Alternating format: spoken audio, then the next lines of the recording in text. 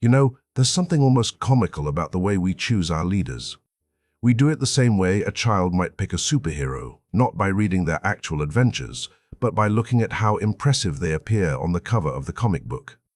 5 centuries ago, a rather unlucky Italian named Niccolo Machiavelli sat in exile, nursing his wounded pride and watching the world with the bitter clarity that comes from having your life turned upside down. He wrote something that still makes us think. Everyone sees what you appear to be. Few experience what you really are. Machiavelli wasn't trying to be cynical. He was simply observing what actually happens when human beings organize themselves into hierarchies. And what he saw then, we're still living with today. This peculiar tendency for power to flow not to those who can handle it best, but to those who can perform it most convincingly. Think about it for a moment. In your own life, in your workplace, in the news you read, how often have you found yourself wondering, how on earth did that person end up in charge? It's not an accident or luck. It's a pattern as old as humanity itself. And understanding it might just be the most practical education you'll ever receive. Because here's the thing, we're all swimming in these waters, whether we realize it or not, and the currents are strong. Let me tell you about a woman named Elizabeth Holmes. She had this remarkable ability to lower her voice to an unnatural baritone, believing it made her sound more authoritative. She wore black turtlenecks like a uniform, styling herself after Steve Jobs. She could stand on a stage and paint pictures of the future so vivid that investors threw nearly $1 billion at her company, Theranos. There was just one small problem. The technology didn't work. Not even close. But here's what's fascinating. For years, nobody seemed to care. The performance was so compelling, the vision so seductive, that the absence of actual results became almost irrelevant. This isn't a story about fraud exactly. It's a story about something much more fundamental, the way our minds work. You see, somewhere deep in our evolutionary wiring, we developed this shortcut for identifying leaders. We look for confidence, for certainty, for the person who can stand in front of the tribe and say, "Follow me, I know the way." The problem is, this ancient circuitry doesn't know the difference between someone who actually knows the way and someone who's simply very good at looking like they do. Modern neuroscience has confirmed what Machiavelli intuited. We make leadership judgments in milliseconds based on things like height, voice tone, facial structure. The same primitive cues our ancestors used when physical dominance actually mattered for survival. We literally can't help ourselves. And so we end up with what researchers delicately call a disconnect between the traits that help people get leadership roles and the traits that help them succeed in those roles, which is a very polite way of saying we keep promoting the wrong people. The truly capable ones, they're often busy actually working. They're solving problems, building things, making quiet improvements that don't photograph well or fit into elevator pitches.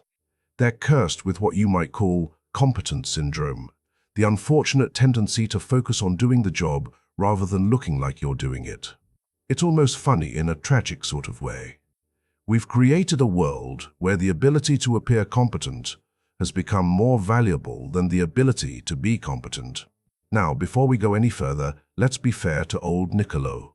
The man gets a terrible reputation, as if he invented the very human tendencies he was merely describing. People use Machiavellian like a curse word, but really, he was doing what good philosophers do, holding up a mirror to show us who we actually are, not who we pretend to be. Men judge generally more by the eye than by the hand, he wrote, for everyone can see and few can feel. He was essentially saying people believe what they witness, not what they experience. The leader who looks the part will always have an advantage over the leader who simply plays it well. This insight has been quietly validated by decades of psychological research. We now know that narcissistic traits, grandiosity, lack of empathy, excessive self-regard, actually correlate with career advancement, especially in large organizations. Not because these traits make people better leaders, but because they make people better at getting leadership positions. It's a crucial distinction, and one that Machiavelli understood perfectly. He wasn't advocating for manipulation and cruelty. He was simply observing that in a world where everyone else is playing political games, the person who refuses to play is at a serious disadvantage. Think of it this way. Imagine you're watching a poker game where half the players are bluffing and the other half are showing their cards. Who's going to win? Not necessarily the person with the best hand. The truly Machiavellian insight isn't that we should all become manipulators. It's that we should recognize manipulation when we see it. Understanding the game doesn't mean you have to play it, but it does mean you won't be played by it. Modern organizational psychology has discovered something Machiavelli might have appreciated. The very traits that make someone effective at acquiring power often make them terrible at using it wisely. Here's a paradox that would have amused the ancient Greeks. Intelligence, that quality we supposedly prize above all others, often becomes a liability in the pursuit of power. Intelligent people see complexity where others see simplicity. They wrestle with uncertainty where others project confidence. They say things like, well, it depends, and, on the other hand, and we need more data. These are the responses of thoughtful minds, but they sound like weakness to ears attuned to strength. Consider the difference between John McCain and Donald Trump discussing foreign policy.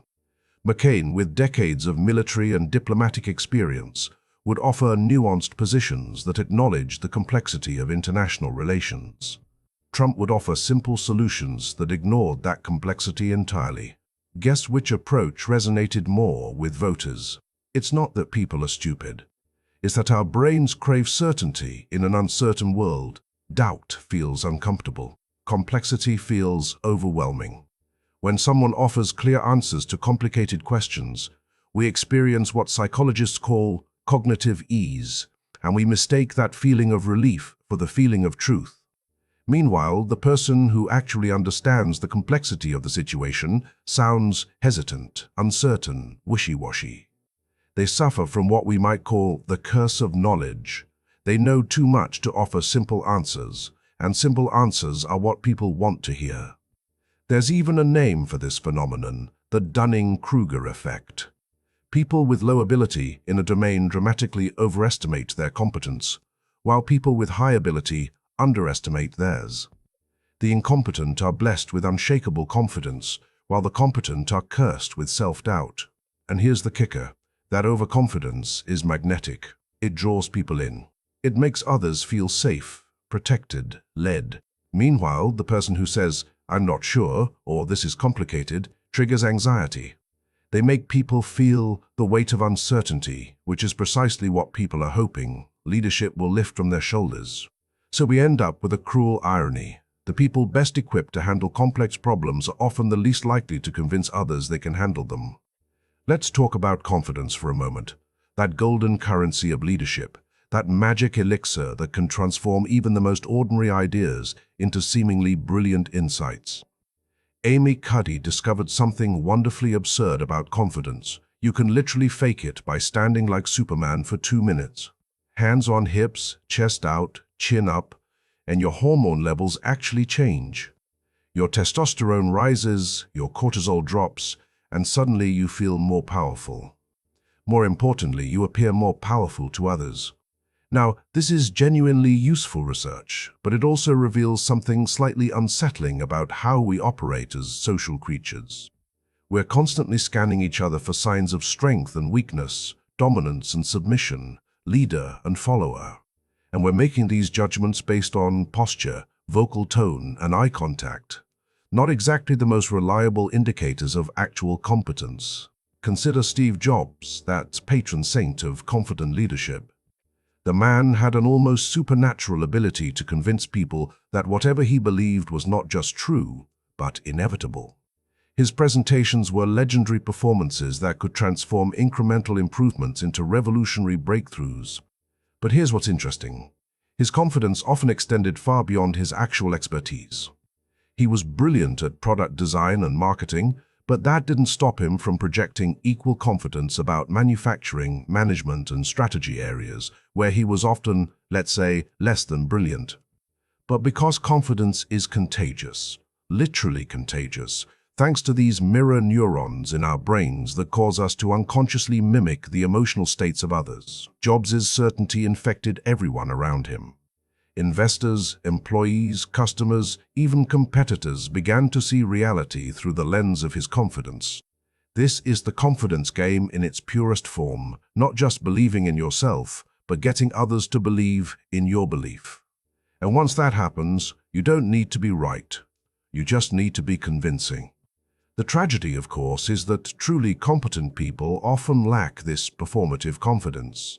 They've been trained to question, to doubt, to collaborate rather than dominate. These are better leadership qualities, mind you, but they're terrible power acquisition qualities. It's like we've set up a system where the people most suited for leadership are least likely to seek it, while the people least suited for it are most likely to pursue it aggressively. Once someone manages to climb the ladder through confidence and charisma rather than competence, they face an interesting dilemma. How do you maintain your position when you're not actually qualified for it? The answer, it turns out, is beautifully simple. Surround yourself with people who make you look good. Machiavelli understood this instinctively. A weak prince, he observed, will always prefer courtiers who flatter rather than advisors who challenge. It's not conscious malice. It's psychological self-preservation. When you're not sure of your own abilities, the last thing you want is someone around who might expose your limitations.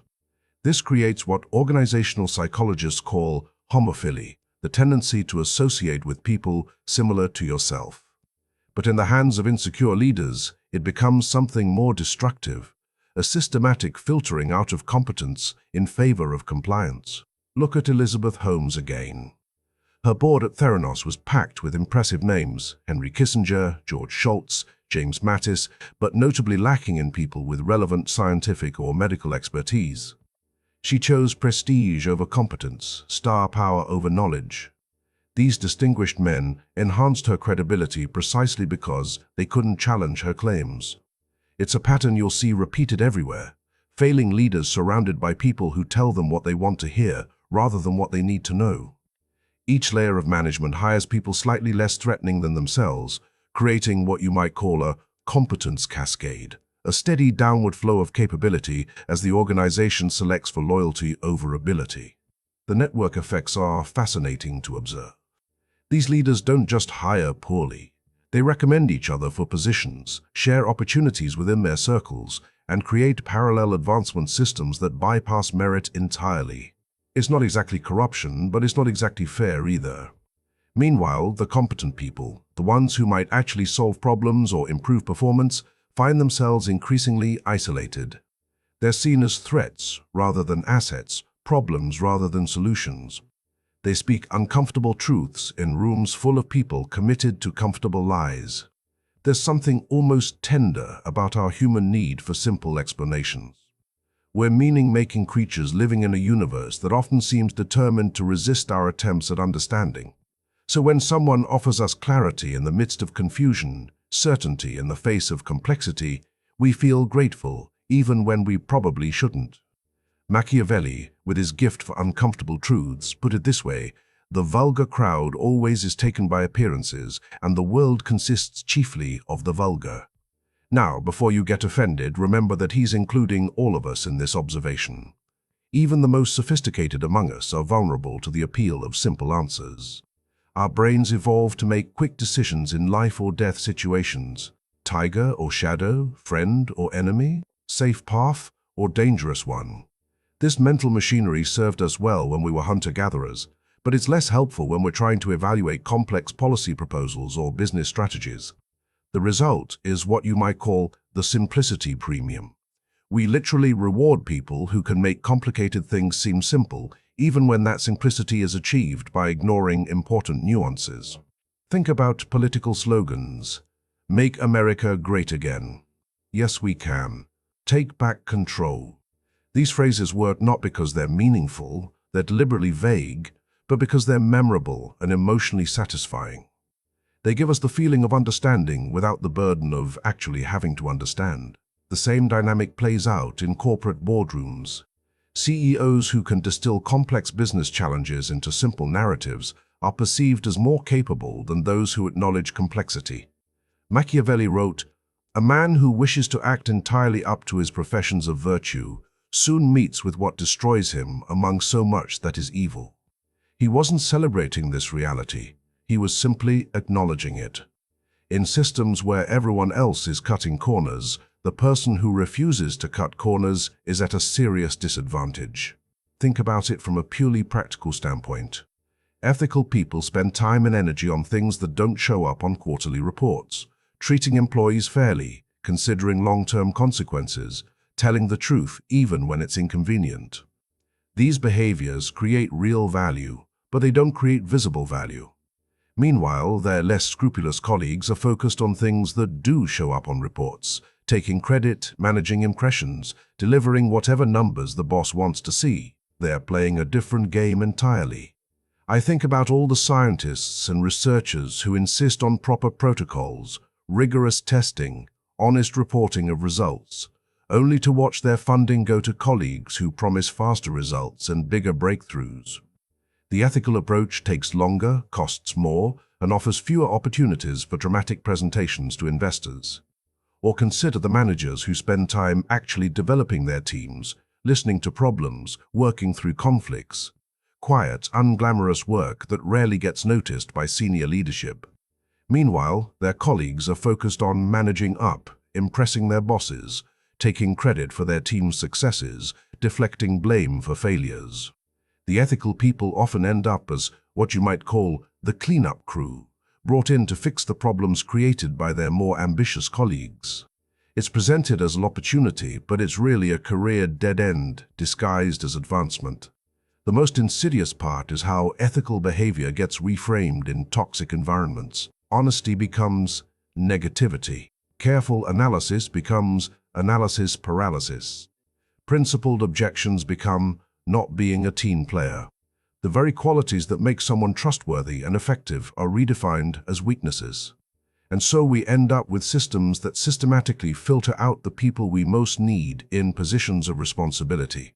Now, before we despair entirely, let's remember that not all organizations fall into these traps. Understanding where and why dysfunction takes root can help us recognize it and, more importantly, avoid it. Toxic environments have a kind of signature, a particular smell you learn to recognize. They're places where short-term metrics matter more than long-term sustainability, where there are no real consequences for failure, where the people making decisions are insulated from the results of those decisions. Think about the structure of many large corporations. The C-suite executives are evaluated by boards they often help select, using metrics they help define, over time periods that conveniently exceed their tenure. They can implement strategies that pump up stock prices today while mortgaging the company's future, then move on to new positions before anyone notices the damage. Wall Street is almost a perfect example of this. Traders and executives are rewarded for generating profits in any given year, regardless of the risks they create. Heads they win, tails the taxpayers lose. The 2008 financial crisis wasn't some unforeseeable accident. It was the entirely predictable result of systems that rewarded reckless gambling with other people's money. But here's the hopeful part. Dysfunction isn't inevitable. You can usually tell a healthy organization from a toxic one just by spending time there. Healthy organizations have what you might call reality-based feedback loops. Decisions have consequences. Performance is measured honestly. Long-term thinking is rewarded. Companies like Patagonia, which ties executive compensation to environmental impact, or Johnson & Johnson with its famous credo that puts customer safety ahead of profits, demonstrate that different approaches are possible. The key insight is that culture drives selection. Environments that celebrate authentic achievement over theatrical performance, collaboration over domination, and sustainable value over quick wins naturally attract and promote competent leaders while repelling the Machiavellian ones. It's not magic, it's design. And it suggests that fixing these problems isn't about changing human nature, which is impossible, but about changing the systems that channel human nature, which is entirely possible. Once incompetent leaders find themselves in positions they're not qualified for, they face what you might call the performance problem. They need to look effective without actually being effective. And this, it turns out, is where many of them truly excel. The first trick is misdirection. Rather than addressing actual problems, they redirect attention to more manageable targets. External threats, internal scapegoats, dramatic but ultimately irrelevant controversies. It's like watching a magician. While you're focused on their right hand, their left hand is doing something entirely different. Donald Trump's use of social media was a masterclass in this technique. Whenever unflattering news emerged about his administration's performance, he would create some new controversy with a provocative tweet. The media, trained to chase the latest drama, would dutifully shift focus from substance to spectacle, keeping serious criticism buried beneath a constant stream of surface-level noise. The second technique is emotional manipulation. When people are angry or afraid or righteously indignant, they stop thinking clearly. Their critical faculties literally shut down. We can see this happening in brain scans. So incompetent leaders become experts at triggering these emotional states, knowing that emotional people are easier to lead than rational ones. You see this in failing companies all the time. Rather than admitting strategic mistakes, the CEO rallies employees around some external threat: competitors, regulators, disloyal customers. Suddenly, everyone's focused on fighting the enemy rather than questioning the leadership. The third strategy is what we might call information warfare, not just hiding failures, but actively undermining the credibility of anyone who might expose them. Journalists become fake news. Scientists become elitists. Auditors become politically motivated. It's a brilliant strategy because it gives supporters permission to dismiss inconvenient facts. And finally, there's the power of spectacle. Incompetent leaders understand that memorable performances matter more than mundane competence. They hold dramatic press conferences, make bold announcements, engage in public feuds that generate attention, and create the illusion of decisive action. Meanwhile, the real work-improving processes, solving problems, building relationships, happens quietly and receives little recognition. We're drawn to the dramatic and bored by the effective. So where does this leave us? Are we doomed to be led by our most confident rather than our most capable? I don't think so, but escaping this pattern requires something like wisdom, the ability to see clearly what is actually happening rather than what appears to be happening. For individuals, the key is developing what we might call political intelligence, not the ability to play political games, but the ability to recognize when they're being played. It's learning to read the difference between competence and performance, between leadership and leadership theater. Start by auditing your own environment. Does your organization reward actual results or impressive presentations? Are promotions based on merit or politics? Do leaders admit when they don't know something, or do they always have an answer? These small signs will tell you whether you're in a healthy system or a toxic one. If you find yourself in a healthy system, focus on doing excellent work and developing genuine leadership skills. If you're in a toxic system, your priority must be protection and escape. Don't try to reform toxic cultures from within. They're designed to corrupt or expel people like you. For organizations, the solution is systematic design that makes competence more valuable than confidence, substance more rewarding than style. This means transparent accountability measures, long-term incentive structures, robust feedback mechanisms, and cultural values that celebrate real achievement over theatrical performance. Google's approach provides a useful model. They use data-driven performance evaluation, 360-degree feedback systems, and promotion criteria based on actual impact rather than self-promotion. Their research identified humility, listening skills, and support for team members as key leadership competencies, essentially the opposite of Machiavellian traits. For society, the challenge is developing what we might call collective wisdom, the ability to see through manipulation, demand evidence for claims, and reward complexity over simplicity. This requires media literacy, critical thinking education, and cultural values that prize truth over comfort. But perhaps most importantly, we need to remember that these dynamics aren't inevitable. They emerge from the intersection of human psychology and poorly designed systems. Change the systems, and you change the outcomes. The ultimate lesson isn't that power corrupts. It's that our methods of selecting leaders are corrupted. Machiavelli showed us how the game is actually played. Modern psychology explained why these tactics work on our minds. Now it's up to us to design better games. We can create environments where virtue is an asset rather than a liability, where competence trumps confidence, where the people best suited for leadership are the ones most likely to achieve it. It won't be easy, and it won't be complete. The tension between appearance and reality, between what we want to believe and what is actually true, is built into the human condition. But understanding this tension, really understanding it, is the first step toward transcending it. Remember Machiavelli's insight: everyone sees what you appear to be, few experience what you really are.